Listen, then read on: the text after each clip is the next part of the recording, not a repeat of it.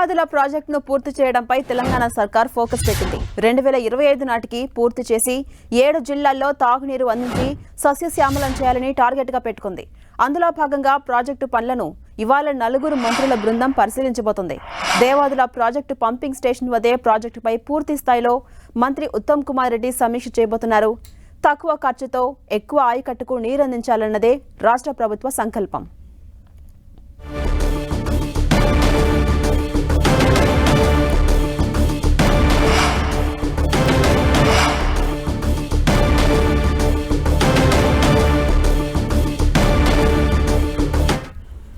ఇక తక్కువ ఖర్చుతో ఎక్కువ ఆయకట్టుకు నీరందించాలన్న రాష్ట్ర ప్రభుత్వం సంకల్పం మేరకు నీటిపారుదల శాఖ పనులను వేగవంతం చేసింది.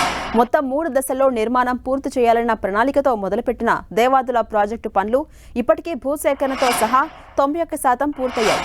మిగిలిన పనులు పూర్తి చేసి 2025 డిసెంబర్ నాటికి 89,312 ఎకరాల కొత్త ఆయకట్టుకు నీరందించేందుకు రాష్ట్ర ప్రభుత్వం సంకల్పిస్తోంది. అందులో భాగంగా ఈరోజు రాష్ట్ర నీటిపారుదల శాఖ మంత్రి ఉత్తమ్ కుమార్ రెడ్డి ప్రాజెక్టు పురోగతిపై రివ్యూ చేయబోతున్నారు. ప్రాజెక్టు పరిశీలనకు జిల్లా ఇన్ఛార్జ్ మంత్రి పొంగులేటి శ్రీనివాసరెడ్డితో సహా ఉమ్మడి వరంగల్ జిల్లాకు చెందిన మంత్రులు కొండా సురేఖ, సీతక్కతో పాటు రాజ్యసభ, లోక్సభ, శాసనమండలి శాసనసభ్యులు పాల్గొనబోతున్నారు. ఇక 2004-05లో అప్పటి కాంగ్రెస్ ప్రభుత్వం 6,000 కోట్లకు పైగా అంచనా వ్యయంతో మొదలుపెట్టిన ఈ ప్రాజెక్టును ఆ తర్వాత ఫేజ్ 2, ఫేజ్ 3లుగా విస్తరించడంతో అంచనా వ్యయం 17,500 కోట్లకు పెరిగింది. ఇప్పటి వరకు 14,188 కోట్ల ఖర్చుతో ప్రాజెక్టు నిర్మాణ పనులు అంతిమ దశకు చేరుకున్నాయి. మొత్తం భూసేకరణ 33,224 ఎకరాలుగా నిర్ణయించగా ఇప్పటి వరకు 30,268 ఎకరాలను సేకరించారు. మరో 2,957 ఎకరాల భూసేకరణకు రాష్ట్ర ప్రభుత్వం గ్రీన్ సిగ్నల్ ఇచ్చింది. ఇక మొదటి దశలో 3 రిజర్వాయర్లు, 4 పంప్ హౌస్ల ద్వారా 1,24,000 ఎకరాల ఆయకట్టుకు 350 క్యూసెక్ల నీరందించారు. రెండవ దశలో 9 రిజర్వాయర్లు, 7 పంప్ హౌస్ల ద్వారా 1,93,000 ఎకరాల ఆయకట్టుకు నీరందించారు. ఇక మూడో దశ సైతం అంతిమ దశకు చేరుకోవడంతో 2,40,000 ఎకరాల ఆయకట్టుకు 10 పంప్ హౌస్ల ద్వారా 1,750 క్యూసెక్ల నీటిని విడుదల చేసేందుకు రాష్ట్ర సర్కార్ నిర్ణయించింది. మల్టీ స్టోరేజ్ ఎత్తిపోతల పథకంగా ఉన్న ఈ ప్రాజెక్టులో గోదావరి నీటి మట్టం నుంచి 469 మీటర్ల ఎత్తుకు నీటిని ఎత్తిపోయబోతున్నారు. మొత్తం 39.16 టీఎంసీల నీటిని ప్రతి సంవత్సరం 170 రోజులు ఎత్తిపోయబోతున్నారు. ఫేజ్ 1, ఫేజ్ 2తో పాటు ఫేజ్ 3లకు మొత్తం 499 మెగావాట్ల విద్యుత్తును ఉపయోగించబోతున్నారు. ఇదే అంశంపై మరింత సమాచారం మా ప్రతినిధి కుమారస్వామి అందిస్తారు. కుమారస్వామి,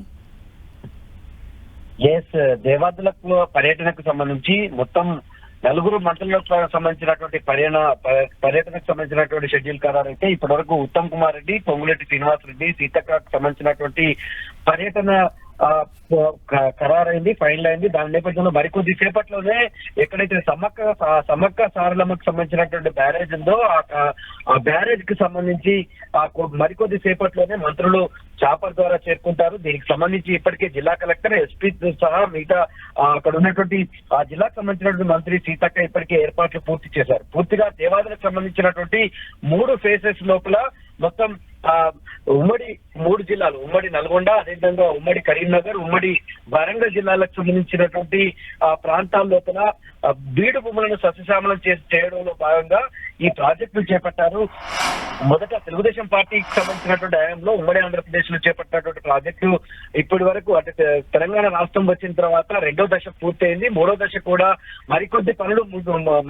కొన్ని పనులు ఉండడంతో వాటిని పూర్తి చేసేందుకు ఇప్పుడున్నటువంటి కాంగ్రెస్ ప్రభుత్వం కసరత్తు చేస్తున్నటువంటి పరిస్థితి. మొత్తం అదనంగా అంటే ఇప్పుడు ఉన్నటువంటి ఆయకట్టుకు అదనంగా సేద్యంలోకి రానున్న 89,312 ఎకరాల కొత్త ఆయకట్టును సాగులోకి తీసుకొచ్చేందుకు ప్రభుత్వం లక్ష్యాన్ని నిర్దేశించుకొని ముందుకు వెళ్తున్నటువంటి పరిస్థితి ఉంది. వరంగల్, అదేవిధంగా హన్మకొండ, కరీంనగర్, జయశంకర్, భూపాలపల్లి, ములుగు, జనగామ, సూర్యాపేట, యాదాద్రి భువనగిరి జిల్లాలు ఈ జిల్లాల పరిధి లోపల భూములన్నీ కూడా సస్యశ్యామలమయ్యేందుకు వాటికి సాగునీరు అందించేందుకు మా మంత్రులు ఈ సమీక్షలో మొత్తం పూర్తి కులంకుశంగా అధికారులతో చర్చించేటువంటి షెడ్యూల్ ఖరారు చేసినటువంటి పరిస్థితి. మంత్రులతో పాటు ఈ మొత్తం ఈ జిల్లాల పరిధిలోకి వచ్చేటువంటి ఎమ్మెల్యేలు, ఎంపీలు, అదేవిధంగా ఎమ్మెల్సీలు, రాజ్యసభ సభ్యులు, ఎంపీలు వీళ్ళందరినీ కూడా ఇన్వైట్ చేసినటువంటి పరిస్థితి. 2025 డిసెంబర్ నాటికి ఈ దేవాలయాలను మొత్తంగా పూర్తి చేయాలనేటువంటి లక్ష్యంతో ఈ సమీక్ష కొనసాగేటువంటి పరిస్థితి ఉంది. దీని మీద మొత్తం ఏలూరు నగరంలో కూడా బ్రీఫింగ్ ఇచ్చేటువంటి అవకాశం మంత్రి ఉత్తమ్ కుమార్ రెడ్డి చేసే దానికి సంబంధించిన ఏర్పాటు కూడా చేశారు. Right, thank you Kumaraswamy.